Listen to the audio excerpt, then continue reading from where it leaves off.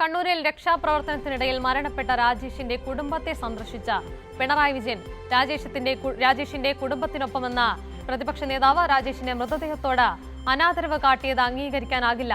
രാജേഷിന്റെ കുടുംബത്തിന്റെ കടം സർക്കാർ വീട്ടണമെന്നും ഭാര്യയുടെ ജോലിക്കാര്യത്തിൽ സർക്കാർ ഉടൻ തീരുമാനമെടുക്കണമെന്നും പിണറായി വിജയൻ പറഞ്ഞു.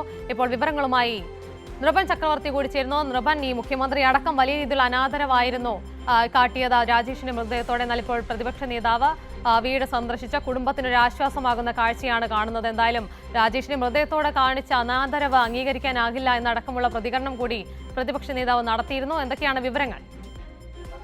അല്പം മുമ്പാണ് പ്രതിപക്ഷ നേതാവ് പിണറായി വിജയൻ രക്ഷാപ്രവർത്തനത്തിന്റെ രാജേഷിന്റെ വീട്ടിൽ, കല്ലൂരിലെ രാജേഷിന്റെ വീട്ടിൽ സന്ദർശിച്ചത്. അതിനുശേഷം അദ്ദേഹം അവിടെ വെച്ച് തന്നെ വീട്ടിന് മുന്നിൽ വെച്ച് എന്ന മാധ്യമങ്ങളെ കണ്ടു. അദ്ദേഹം രാജേഷിന്റെ രണ്ട് മക്കളെയും ചേർത്ത് പിടിച്ച് അവരുടെ രണ്ട് കൈകളും കൊടുത്തു പിടിച്ച് കൊണ്ടായിരുന്നു മാധ്യമങ്ങളെ കണ്ടത്. അതുകൊണ്ട് കുടുംബത്തെ പൂർണ്ണമായി സംരക്ഷിക്കേണ്ട ഉത്തരവാദിത്വം സർക്കാരിനുണ്ട്. നേരത്തെ രാജേഷിന്റെ മൃതദേഹത്തോട് അനാദരവ് സർക്കാരിന്റെ ഭാഗത്തു നിന്നുണ്ടായി. അതിൽ ഈ ഘട്ടത്തിൽ അങ്ങനെ ഒരു വിവാദവുമായി ബന്ധപ്പെട്ട പ്രതികരണം ഇവിടെ വച്ച് താൻ നടത്തുന്നില്ല.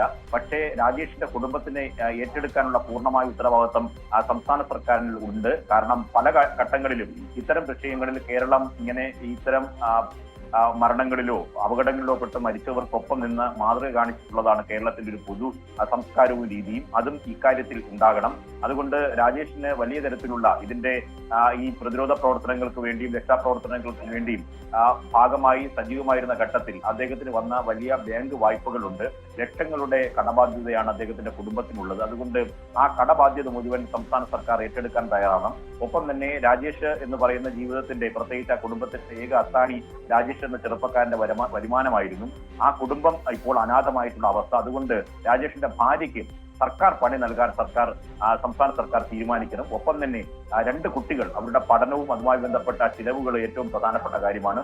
അവർക്ക് പഠിക്കാനുള്ള പൂർണ്ണമായ ചിലവ് സംസ്ഥാന സർക്കാർ വഹിക്കണം. ആ കുടുംബത്തെ സംസ്ഥാന സർക്കാർ ഏറ്റെടുക്കണം. രാജേഷിന്റെ രണ്ട് കുട്ടികളോടും നന്നായി പഠിക്കണം, തുടർന്ന് എല്ലാവിധ സഹായവും തങ്ങളുടെ ഭാഗത്തു നിന്നും ഉണ്ടാകും എന്ന തരത്തിൽ ഉറപ്പ് നൽകിയ ശേഷമാണ് പ്രതിപക്ഷ നേതാവ് പിണറായി വിജയൻ രാജേഷിന്റെ വസതിയിൽ നിന്ന് മടങ്ങിയത്. ഇപ്പോൾ അദ്ദേഹം പുല്ലുവിളയിൽ ജോൺ മത്യാസിന്റെ വീട്ടിലേക്ക് മഴക്കെടുതിയിൽ കടലിൽ പ്രളയത്തിൽ ഒറ്റപ്പെട്ടു പോയ, ഇപ്പോഴും കണ്ടെത്താനും കഴിയാത്ത ജോണിന്റെ വീട്ടിലേക്ക് പോയിട്ടുണ്ട്. അവിടെ പോയ ശേഷം കുടുംബത്തെ ആശ്വസിപ്പിച്ച ശേഷം അദ്ദേഹം പുറത്തേക്ക് വരും. സ്വാഭാവികമായും ഇക്കാര്യത്തിൽ രാജേഷിന്റെ മരണവുമായി ബന്ധപ്പെട്ടും അപകടവുമായി ബന്ധപ്പെട്ടും അതിനുശേഷം അദ്ദേഹത്തിന്റെ മൃതദേഹം തിരുവനന്തപുരത്തേക്ക് എത്തിക്കുന്ന കാര്യത്തിലും വലിയ തരത്തിലെ വീഴ്ചയാണ് റവന്യൂ വകുപ്പിനും സംസ്ഥാന സർക്കാരിനും ഉണ്ടായത്. അത് വലിയ തരത്തിൽ കുടുംബത്തിനടക്കം പ്രതിഷേധമുണ്ട്. പക്ഷെ അത്തരം വിവാദങ്ങളല്ല ഈ ഘട്ടത്തിൽ അദ്ദേഹം ഉയർത്തിയത്. രാജേഷിന്റെ വീട്ടിലും മുന്നിൽ വെച്ച് അദ്ദേഹം മാധ്യമങ്ങളോട് പറഞ്ഞ് രണ്ട് കുഞ്ഞുങ്ങളെയും കൈ ചേർത്ത് കോർത്തു പിടിച്ചുകൊണ്ട് അവരെ സംരക്ഷിക്കാനുള്ള ഉത്തരവാദിത്വം സംസ്ഥാന സർക്കാർ ഏറ്റെടുക്കണമെന്നാണ് പിണറായി വിജയൻ ആവശ്യപ്പെട്ടത്. ശരി നിർഭൻ, എന്തായാലും രാജേഷിന്റെ കുടുംബത്തിന് ആശ്വാസമാവുകയാണ് പ്രതിപക്ഷ നേതാവ്.